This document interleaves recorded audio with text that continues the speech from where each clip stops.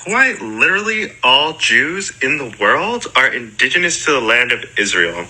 That is nothing to do with white supremacy. Hey babes, you know you're wrong if I had to wake up and respond to this. I'm sick, so disregard my stuffy voice, but I'm still gonna eat. I'm gonna talk about 3 things in this video: who's indigenous to the land, whether or not it's always been Jewish states or a Jewish land, and whether or not Zionism is repackaged white supremacy. So let's talk about the first misconception, which is that the land of Canaan has always been a Jewish state or Jewish land. That is false. I'll put a little simple graphic right here for you to read. Jewish control was over 2,000 years ago and only lasted about 400 years. I think we all collectively understand that the first people to ever inhabit this land were the Canaanites, who are non-Abrahamic, not Jewish. Jewish states didn't even come until much later on. And even your own religious scripture acknowledges that when the children of Israel went to that land, they found it already inhabited. So to say that you were the first indigenous peoples to inhabit that land is unequivocally false. If anything, non-Abrahamic and Islamic states have inhabited these lands for the longest periods of time, about 2,000 and 1,500 years respectively. And I mean, if you really want to get into the semantics of it, nobody is technically really indigenous to any land. Indigeneity is a little more complex than that. But even by those more complex interpretations of indigeneity,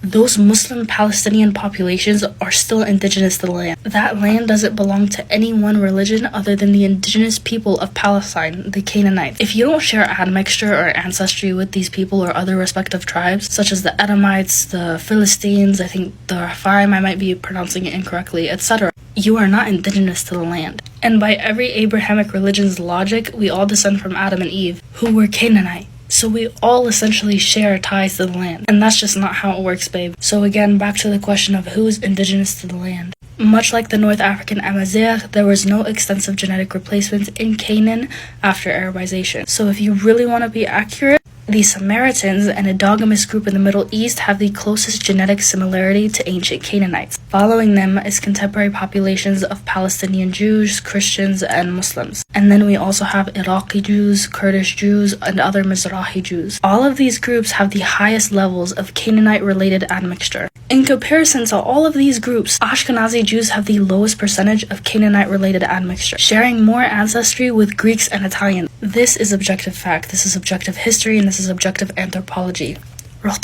As for Zionism, not Judaism, Zionism being repackaged white supremacy, I'm stealing a couple sources from this other girl's video. I'm gonna tag her because I don't remember her at. Supported by the largest colonial powers, Israel and the Zionist Party were fundamentally built upon supremacy. Following the model celebrated by the communist hymn, early socialist Zionists who founded the state of Israel aimed to construct a new Jewish order. Again, all the sources for this will be in that girl's video that I tagged. I got bored and I read through all of them. This reimagined state was depicted as a land in which the Palestinian existence was erased, or at the very least belittled and mocked. Zionism required a vacuum for the development of a new collective identity and enhanced perception of Israel. The sense of supremacy is most interestingly noted with Mizrahi Jews, which I'm not going to get into all of it because I really want to urge you guys to go read all the sources, because just quoting 1 or 2 lines does not do it justice. And again, obviously Palestinians were victim to Ashkenazi Zionist Orientalism just like the Mizrahi Jews. There's another source as well that talks about Ethiopians and Ethiopian women, which is weird because they're literally one of the oldest sects of Judaism, and they weren't even allowed citizenship for the first 30 years of Israel's existence. Ethiopian women were unknowingly given contraceptives to limit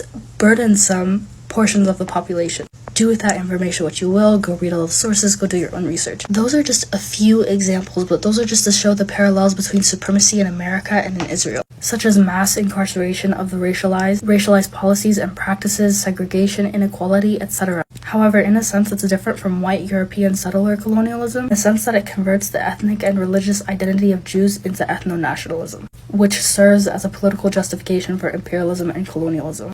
Anyways, thanks for coming to my TED Talk. Bye.